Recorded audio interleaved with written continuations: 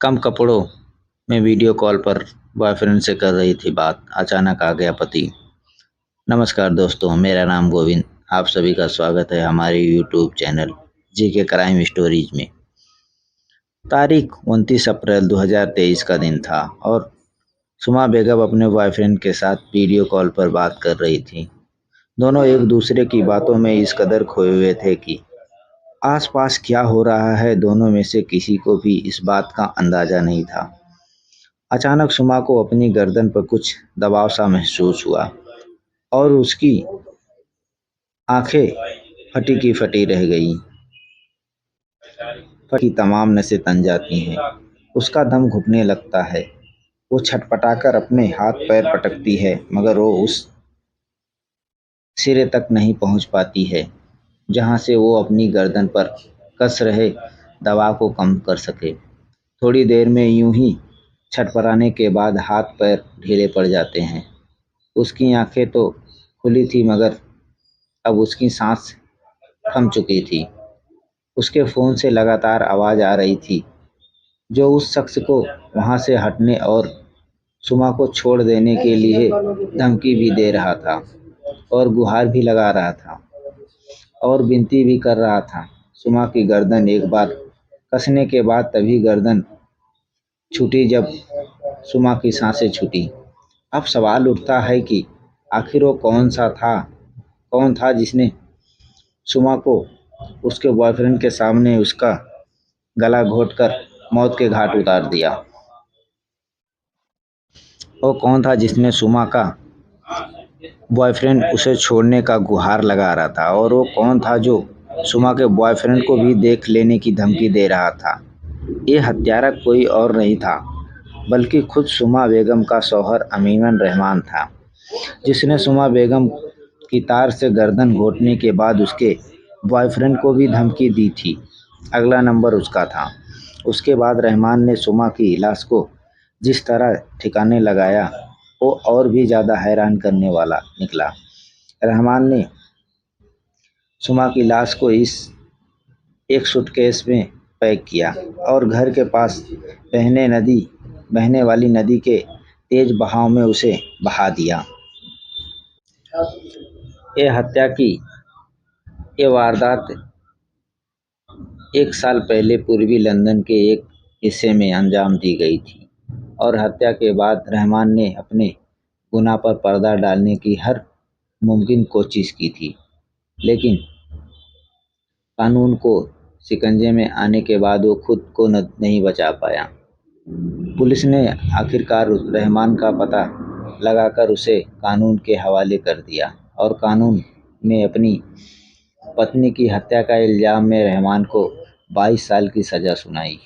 सवाल उठता है कि सुमा बेगम शादीशुदा थी। ऐसी कौन सी वजह थी कि उसकी ज़िंदगी में कोई और आ गया था, और ऐसा क्या हुआ कि पति को अपनी पत्नी की बेवफाई इस कदर अखर गई कि उसने जान तक ले ली। तो इस किस्से की शुरुआत करीब 4 साल पहले हुई थी। साल 2000 में सुमा का निकाह सैफ अमीमन रहमान के साथ हुआ था। दोनों के बीच उम्र का अच्छा खासा फासला था। हालांकि ये रिश्ता दोनों के परिवारों की राजामंदी के साथ हुआ था, इसीलिए सुमा ने कभी एतराज जाहिर नहीं की। पेशे से सैफ अमीमन रहमान उसके बाद लंदन शिफ्ट हो गया, क्योंकि उसके यहाँ एक बड़े रेस्टोरेंट में शेफ की नौकरी मिल जाती है। दोनों की शादीशुदा ज़िंदगी ठीक ठाक और राजी खुशी चल रही थी। उसकी 2 औलादें भी थी, जिसके पालन पोषण में ही अब सुमा का ज़्यादातर वक्त बीतने लगा था। इसी बीच खाली वक्त में सुमा को टिकटॉक देखने का चस्का लग गया और यहीं से उसकी ज़िंदगी ने नया मोड़ ले लिया। टिकटॉक पर सुमा की मुलाकात संयुक्त अरब अमीरात यूएई में एक रहने वाले शहीन मियां से हुई। दोनों का तारुफ हुआ और बातचीत का एक ना रुकने वाला सिलसिला शुरू हो गया। देखते ही देखते दोनों के बीच बातचीत का सिलसिला शुरू हो गया। दोनों का वक्त अब एक दूसरे के पास साथ बातचीत और प्यार मोहब्बत की बातों और यादों में ही कटने लगे। उसके बीच बातचीत घंटों के हिसाब से होने लगी थी। उम्र में सहीन और सुमा दोनों ही बराबर थे, इसीलिए दोनों के बीच गहरी छनने लगी थी। दोनों के शौक भी मिल गए थे और दोनों की आदतें भी एक दूसरे को आने भाने लगी थी। एक रोज ऑफिस से रहमान थोड़ा जल्दी घर आ गया। उस वक्त सुमा अपने प्रेमी के साथ बातों में खोई हुई थी। रहमान ने पहले तो नज़रअंदाज किया, लेकिन जब दोनों के बीच बातचीत हद से ज़्यादा देर तक होने लगी तो रहमान ने अब एतराज़ जाहिर किया। इस बात को लेकर दोनों मियाँ बीवी में कहा-सुनी शुरू हो गई। उसके बाद रहमान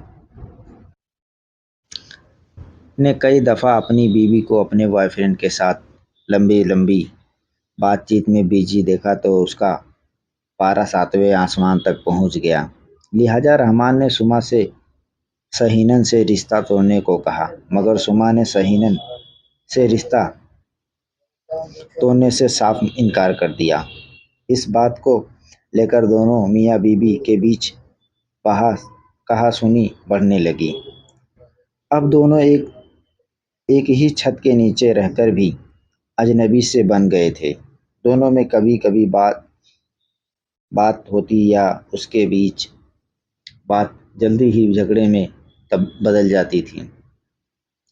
तब रहमान ने एक रोज एक खतरनाक फैसला कर लिया।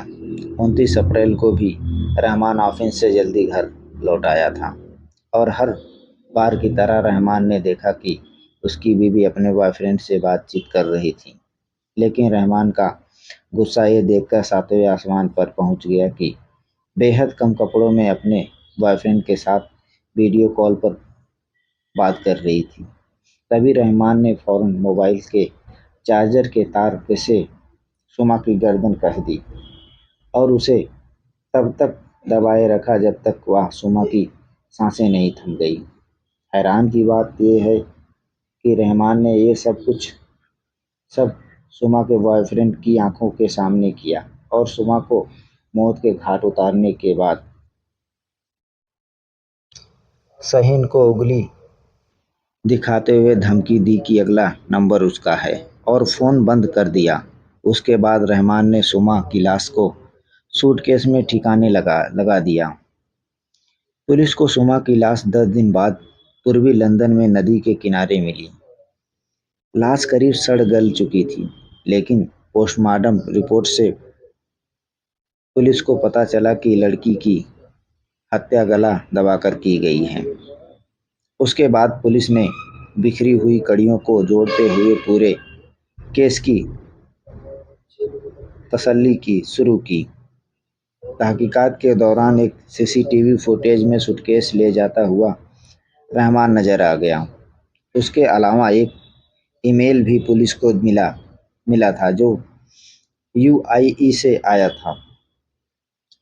उस ईमेल में हत्या की पूरी कहानी लिखी हुई थी। तब कड़ियों को जोड़ते हुए पुलिस ने अमीन रहमान को